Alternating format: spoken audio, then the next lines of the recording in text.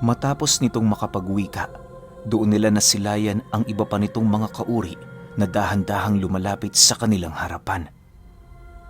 Nag-umpisa na ding pumaligid sa kanila ang iba pang asbo na mayroong mga alagang hayop, indikasyon na yon ang unang makikipaglaban sa kanilang grupo.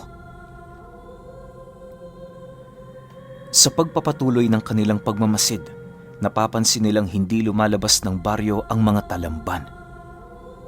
Kaswal lang yung nakatayo sa hangganan ng kanilang pugad, walang balak na lumabas ni makipaglaban. Makalipas pa ang ilang minuto, muli na namang sumiklab ang digmaan sa pagitan ng kanilang grupo at sa mga kaalyado nitong asbo. Habang pinapaslang nila Tadag ang mga ito, maigi naman nilang pinakikiramdaman ang mga talamban nang sa gayoy madali lang nilang masalag ang pag-atake nito kung magpapasya yung sumugod sa kanilang grupo. Sa bawat minutong dumaraan, tila bang napapansin nila ang mas lalong pagdami ng mga asbo na kalaban nila. Maya-maya pa, nang mapagtanto ni Tandang Ibok na merong nangyayaring kakaiba sa lugar, agad naman itong inutusan ng kanilang pangkat na pumasok sa baryo. Dahil sa sinabi nito, wala namang nagawa sila Tadag kundi ang umusad. Sa bawat hakbang na kanilang ginagawa, mas lalo silang nahihirapan dahil sa dami ng mga asbong humaharang. Hindi naglaon dahil sa dami ng mga nilalang, nagawa na sila nitong masukol at maitaboy papalayo. Habang tinutulak sila ng mga asbo, nag-isip ng paraan si Tadag kung papaano may uusad ang kanilang grupo. Pagsilay niya sa mga tauhan niyang nasa unahang bahagi, kitang-kita niya ang paghihirap ng mga ito. Yung mga kalasag nitong dala na inaasahan nilang hindi mawawasak ng mga kalaban nila, unti-unti nang nagkaroon ng lamat. Isipin ninyo, gawa sa bakal at kahoy ng nara ang kalasag na yon, subalit nagagawa itong matapyasan ng mga asbo. Yung mga asbong kanilang kinalaban sa labas ng baryo, hindi yon ang mismong talamban.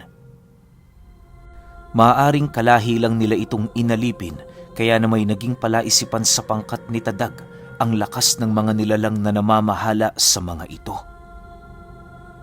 Dahil sa ganoong pangyayari, wala na silang nagawa kundi ang ipagpatuloy ang kanilang pag-atras. Sa pagdating nila sa parte ng lugar kung saan nagkalat ang matataas na talahib, agad namang umihip si Tandang Ibok ng usal sa paligid na siyang naging sanhi upang maglaho sila sa paningin ng kanilang mga kalaban. Isang malakas na sabulag ang pinakawalan nito, kung kaya't sa loob ng maikling panahon, maikukubli nila ang kanilang mga sarili sa mga damo. Habang nagmamasid sila Tadag sa buong lugar, kitang-kita naman nila ang pagpasok sa talahib ng mga asbo. Ang iilan sa mga ito, may daladala pang dambuhalang aso, subalit hindi yun sapat upang magawa nitong matunton ang kanilang kinaroroonan. Maya-maya pa, nang maramdaman nilang nakapasok na sa talahiban ng kanilang mga kalaban, dali-dali naman silang lumabas para paligiran ang kinaroroonan ng mga nilalang. Habang naghihintay sila ng hudyat, nasipat nila si Tandang Ibok na mabilisang umiikot sa buong lugar. Pagbalik nito sa kinaroroonan ni Tadag, agad naman itong iniabot ang lubid ng kamatayan habang nagwiwika ng, "Sunugin mo ito. Ikaw lang ang may kakayahang gumawa ng apoy sa espiritual na estado." "Sigurado ako, ngayon mo lang mauunawaan ang naiisip kong plano." Matapos naman yung marinig ni Tadag, doon niya napagtanto na ang binabalak palang hakbang ni Tandang Ibok ay sunugin ng buhay ang mga asbo na naroon sa loob ng talahib. Inaasahan naman niyang hindi yun basta-bastang makakaalis sa lugar na yon, sa kadahilanang nagsisilbi nilang pamako ang ikinalat na usal ng ermitanyo. Pagsiklab ng espiritual na apoy sa lugar, purong mga pag-aangil at pag-iiyak na lamang ang kanilang naririnig.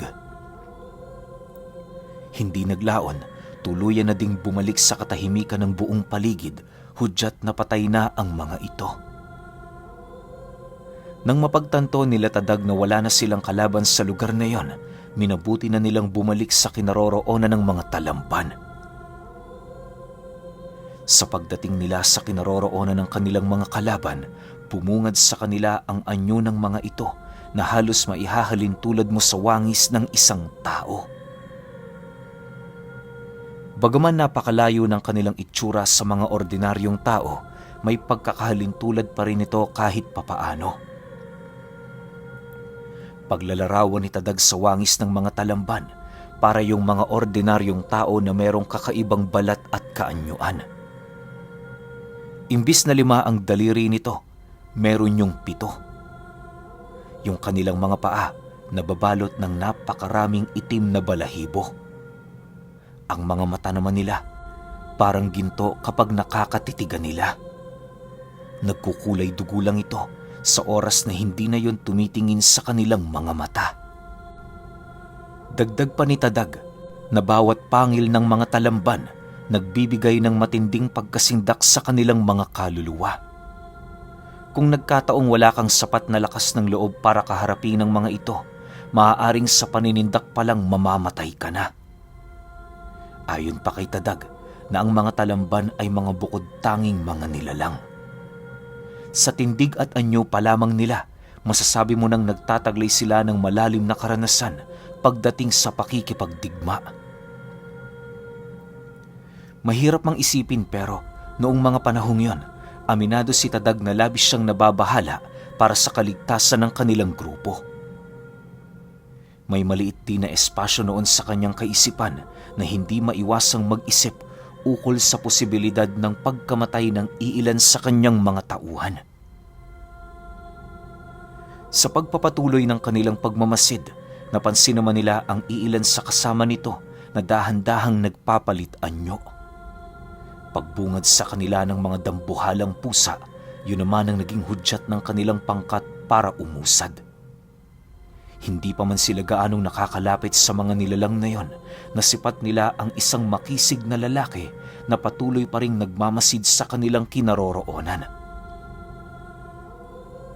Pagturo nito sa kanilang likod, agad namang napasunod doon si Tadag at kasabay nito ang muli nilang pagsilay sa grupo ng mga asbo na dahan-dahang nagkukumpulan di kalayuan sa talahiban. Matapos yan, narinig naman nila ang lalaking magwika ng, Bakit na kayo uusad? Hindi pa tapos ang laban? Kasabay ng pagwika nito ay ang dali-dali naman nilang pagharap sa mga natitirang asbo. Kampante silang tumalikod sa kinaroroonan ng mga Talamban sa kadahilanang inaasahan nilang wala yung kakayahan para lumabas ng kanilang baryo. Dahil dito, nagkaroon ng pagkakataon ang kanilang mga kalaban para makakuha ng isa sa kanyang mga tauhan. Ang pagiging kampante nila noon at kawalan ng depensa ang nag-udyok para mangyari ang mga bagay na kinakatakutan nila. Pagsilay ni Tadag sa kasama niyang nadukot ng mga Talamban, bigla na lamang nanlaki ang kanyang mga mata nang masipat niyang yon ang tauhan niyang palagi niyang nakakausap sa tuwing nagpapahinga ang pangkat nila. Napakalapit na nito sa kanya na halos ituring niya na yung isang nakababatang kapatid. Dahil dito, agad naman niyang pinasapi sa kanyang katawan ng espiritu ng kaptan at kasabay nito ang paghugot niya sa nagbabaga niyang latigo. Pagwasiwas niya nito sa lupa, bigla naman siyang natigilan nang masipat niya ang lalaking unti-unting nilalapat ang matatalas nitong kuko sa leeg ng kanyang kaibigan. Sige! Sige, subukan mo! Bago mo makuha ang taong ito, sisiguraduhin kong mamamatay muna siya sa mga kamay ko. Huwag mo akong susubukan ng tingero. Wika ng lalaki habang pilit siya nitong sinisindak gamit ang buhay ng kaibigan niya. Matapos naman yung marinig ni Tadag, halos hindi na niya mawari kung ano ba ang kinakailangan niyang gawin para mailigtas ang kanyang kaibigan. Sa ilang minuto niyang pagmamasid dito, pakiramdam niya unti-unti nang nadudurog ang kanyang puso dahil sa kanyang mga nakikita. Hindi na din niya mapigilang umiyak sa kadahilanang awang-awa na siya sa kaibigan niya. Alam niyang marami siyang magagawa pero alang-alang sa buhay nito, kinakailangan niyang maghintay at sumunod sa plano. Naniniwala siya, lahat ng nangyayari ay hindi kayang maidaan sa kapangyarihan at puwersa. Makalipas pa ang ilang minuto, bahagya namang kumalma itong si Tadag nang bulungan siya ni Tandang Ibok ukol sa mga bagay na kinakailangan nilang gawin. Dahil sa sinabi nito, kaya na may nagkaroon siya ng pag-asa na makuha niya ng buhay ang kaibigan niya. Maya-maya pa, bahagya namang natigilan ng kanilang grupo nang marinig nila ang kaibigan nilang umiiyak habang matapang na nagwiwika ng, Gawin niyo na ako noon sa tingin niyong tama. Kung ikakasama ng mga kaibigan ko ang pagligtas sa buhay ko, mas mainam na hayaan niyo na lang ako. Parte ng dakilang sakripisyo ng pagiging isang antingero mamatay sa digmaan. Tadag, mga kaibigan, pagpasensyahan niyo na kung naging pabigat ako sa ating grupo. Matapos nitong sumigaw, bigla naman yung dinarag ng talamban sa lupa. Para maipakita ang bagsik nito, harap-harapan nitong pinakain ng putik ang kanilang kaibigan upang pigilan ang anumang kataga na muli pang lalabas sa kanyang bibig. Bagaman wala na yung kakayahan para magsalita, kitang-kita ni Tadag ang pilit nitong pagpupumiglas, indikasyon na kahit wala na yung pag-asa, patuloy pa rin yung nakikipaglaban sa mga kalaban nila. Nang masipat niyang dahan-dahan na yung iniaangat ng talamban sa lupa, halos umapoy naman ang kanyang galit sa kanyang katawan. Hindi niya mawari pero pakiramdam niya hindi sapat na patayin lang ang nilalang na yon dahil sa ginawa nito sa kaibigan niya. Aliwin niyo muna kami. Nais naming makita kung anong magagawa niyo sa mga tauhan naming nakapaligid sa baryo. Lipulin niyo sila nang sa gayoy maging karapat dapat kayong pumasok sa aming pugad. Wika ng tampalan. Nangako din ito sa kanila na hindi nito papatayin ang kanilang kasama hanggat susunod sila sa gusto nito. Dahil sa sinabi ng nilalang na yon, napilitan sila Tadag na ipagpatuloy ang pakikipaglaban sa mga asbo. Doon nila napagtanto, hindi sila kinikilala ng mga talamban bilang mga katunggali nito hanggat wala pa silang napapatunayan. Bagaman alam nila Tadag na wala silang mapanghahawakan sa mga salita nito, yun lamang ang nakikita nilang pinakamagandang paraan para maisalba ang kanilang kaibigan. Napag-isip-isip nila, anumang oras maaari yung patayin, gawa ng hawak na nito ang buhay ng kanilang kasama. Makalipas pa ang ilang minuto, nagpasya na silang wakasan ang angka ng mga asbo. Pagsilay naman ng mga nilalang sa mga nagwawalang antingero sa paligid, buong puwersa naman yung sumugod at nagtulong-tulong para lipulin ang kanilang grupo. Halos kalahating oras ding nakipaglaban sila Tadag sa napakaraming puwersa ng mga nilalang hanggang sa dumating ang puntong unti-unti na nila itong nababawasan. Nang mga lahati na ang mga ito, doon pa lamang nila naramdaman ang pag-iingat sa kanila ng mga asbo. Dehado na din yung lumapit sa kanilang grupo na parabang ayaw na nitong mapabilang sa bangkay na kanilang itinambak sa buong lugar. Dahil sa pangyayaring yon, mas lalo pa nilang ininsulto ang mga ito upang magtuloy-tuloy na ang laban. Ang grupo kasi nila Tadag, bihasa sa pagmamanipula ng galit ng mga kalaban nila para gamitin yon sa sitwasyon. Sa pagpapatuloy ng kanilang pang-iinsulto, wala namang nagawa ang mga asbo kundi ang makaramdam ng galit sa kanilang mga katawan. Dahil dito, napilitan na yung sumugod ng sabay-sabay na siya namang naging sanhi sa pagkalipol ng kanilang lahi. Matapos mapaslang nila Tadag ang kanilang mga kalaban, nakarinig sila ng pagpalakpakan sa lugar na kinaroroonan ng mga talamban. Unti-unti silang humarap sa mga ito nang sa gayoy magawa nilang malaman kung ano ang ipinagbubunyi ng mga nilalang. Maya-maya pa, nag-umpisa ng umusad ang kanilang grupo alinsunod sa utos niya. Habang binabagtas nila ang daan, iniiwasan ni Tadag na ibaling sa ibang bagay ang kanyang paningin upang masigurong walang mangyayaring masama sa kanyang kaibigan. Nang ilang metro na lamang ang layo nila sa mga talamban, seryoso naman siyang nagwika sa pinuno ng mga ito ng, "Tapos na ang pinapagawa mo. Ngayon, pakawala mo na ang kaibigan ko." Matapos nitong makapagwika, agad naman itong inihataw sa lupa ang kanyang latigo bilang pagpapakita ng paninindak sa mga talamban. Inakala niyang sa pamamagitan ng kanyang ginawa ay masisindak niya ng tuluyan ang mga nilalang, subalit mas lalo lamang nitong pinalala ang sitwasyon. Pagtahimik ng mga talamban sa paligid, bigla na lamang tumulo ang kanyang luha nang masipat niya ang kaibigan niyang walang kalaban-labang ginilita ng leeg. Sa sobrang talas ng kuko ng talamban, segundo lamang ang naging pagitan nang humiwalay sa katawan nito ang ulo.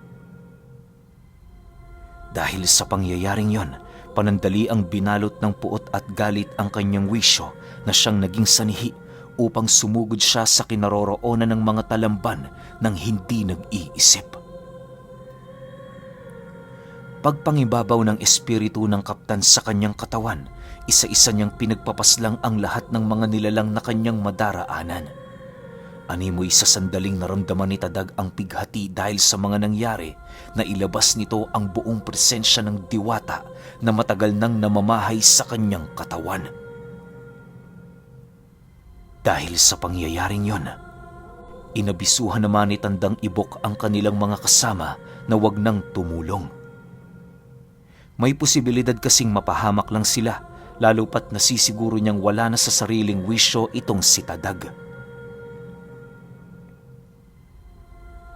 Nang marinig naman yon ng kanyang mga kasama, wala na itong nagawa kundi ang manood na lamang sa mga nangyari. Habang nagmamasid ang kanilang grupo, kitang-kita nila kung papaano daragin ni Tadag ang mga talamban na parabang hindi man lang ito nagtatangan ng malalalim na lihim na karunungan. Kahit anong kunat ng kanilang mga balat at lakas na kanilang ipinapamalas, nagsisilbi lang yung patawa para kay Tadag.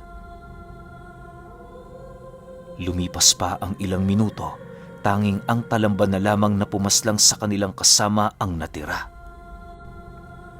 Habang pinagmamasdan ito nila Tandang Ibok, doon nila nasilayan ang matinding pinsalang na idulot ng kapangyarihan ng kaptan sa katawan ni Tadag. Bagaman malayo, kitang-kita nila ang pagbitak ng balat nito, indikasyon na hindi kinakaya ng katawang lupa niya ang espiritual na anyo ng diwata. Alam nila na maaaring ikapahamak ito ni Tadag pero wala silang pagpipilian sapagkat may posibilidad sila nitong ituring na kalaban sa oras na pinili nila na makisawsaw sa nagaganap na labanan. Sa pagsilay ni Tandang Ibok na meron itong iniihip na dasal sa hawak nitong latigo, napilitan na yung lumapit kay Tadag habang paulit-ulit na sumisigaw ng, "Huwag mong gagawin yan! Tadag! Huwag mong gagawin yan!" Bago pa man mahataw ni Tadag ng kanyang armas ang talamban, laking gulat na lamang ng karamihan ng kaswal itong kunin sa kanya ng ermetanyo habang nananatiling walang imik. Paghawak nito mula sa hawakan ng latigo hanggang sa dulo, bigla namang nawala ang mga usal na inihip niya rito. Matapos ang pangyayaring yon, bigla naman siyang sinugod ni Tadag, subalit nagawa niyang masangga ng walang kahirap-hirap ang pag-atake na ginawa ng kaptan at pinuno ng kanilang pangkat. Sa mga sandaling yon, doon rin lumabas ang gabay na diwata ni Tandang Ibok na siyang nagdulot ng pagkagulat sa lahat ng nilalang na nakakita. Ang tinataglay nitong diwata walang iba kundi ang ama ng kaptan at ang kinikilalang hari ng mga diwata. Maging ang talamban na nakasilay sa pangyayaring yon, bigla na lamang naagnas na animoy ni minsan hindi yon umiral sa mundo ng mga tao. Sa pagsilay naman ng kaptan sa diwatang nagngangalang Makaako, doon pa lamang ito kumalma at nag-umpisang maglaho sa katawan ni Tadag. Nang bumalik na ang wisyo nito, napaluhod na lamang yun sa lupa habang umiiyak. Pasensya na. Hindi ko ginustong mangyari to. Kasalanan ko ang lahat. Ako nag-udyok sa kanilang sumamat makiisa sa paniniwalang kinikilala ko. Walang ibang sisisihin maliban sa akin. Napakasama ko. Sobrang sama ko. Wika ni Tadag habang dahan-dahang gumagapang papalapit sa bangkay ng kanyang kaibigan. Pagdating niya sa kinaroroonan nito, humiga siya roon habang hawak-hawak ang bangkay na yon. Ninais na din niyang mamatay noong mismong oras na yon sa paniniwalang yun lamang ang magiging daan para mapagbayaran ang kanyang kasalanan. Huwag mong sisihin ang sarili mo sa pagkamatay ng ating mga kaibigan at kapatid sa samahan. Alam mo, iho, lahat ng bagay ay nangyayari na merong dahilan. Kagustuhan ito ng ating Ama, kaya anuman ang gawin natin ay hindi natin ito maiiwasan. Huwag mong iyakan ang mga nawala na, bagkus tingnan mo ang mga nabubuhay pa. Tanungin mo ang sarili mo kung ano magagawa mo para sa kanila upang hindi na maulit ang ganitong pangyayari. Mahinahong wika ni Tandang Ibok habang naglalaho sa kanyang katawan ang presensya ng diwatang nagngangalang Makaako. Matapos naman itong marinig ni Tadag, minabuti niyang lumuhod sa harapan ng kanyang mga kasama habang humihingi ng tawad. Sa pagpapatuloy ng kanyang pag-iyak, hinayaan lang naman siya ng mga ito habang patuloy na pinagmamasdan. Ni isa sa kanila, walang naglakas ng loob para kausapin siya. Maging si Manong Kamat noon, nanatiling tulala habang malalim na nag-iisip ukol sa mga memorya ng mga kaibigan nilang nagbuwis ng buhay. Makalipas pa ang ilang minuto, inabisuhan ni Tandang Ibok itong si Tadag na magpahinga na. Inilayo niya din yun sa baryo upang hindi na maalala nito ang mga masalimuot na pangyayari. Minabuti din nilang itabi kay Tadag ang bangkay ng kanilang kaibigan nang sa gayoy kahit sa huli man lang na pagkakataon, magawa niya yung maiyakan. Alam ng ermitanyo kung gaano yon kalapit kay Tadag, kaya na may ramdam niya ang sakit na dinadala nito. Sa pagsapit ng hating gabi, doon pa lamang sila nagpasyang ilibing ang namatay nilang kasama. Habang natutupok ang baryo ng mga talamban, nabalot naman ng paghihinagpis ang bawat isa sa kanila. Inilibing nila ang bangkay ng kanilang kasama sa tabi ng malaking puno ng akasya sa paniniwalang kapag muli silang nadapo sa lugar na yon, magagawa nila yung mabisita. Lahat din ng medalyon, mutya at talandro nito ay kanilang isinama, pagpapakita na kahit sa kahuli-hulihan nitong buhay, isa yung magiting na antingero. Makalipas pa ang ilang minuto, nang mailibing na nila ito, minabuti naman nilang magpahinga hanggang umaga. Si Tadag noon, halos hindi na nila makausap, gawa ng palagi lang yung tulala at animoy wala sa sarili. Sinubukan na din yung payuhan ni Tandang Ibok pero imbis na sumagot ito, umiiyak lang ito.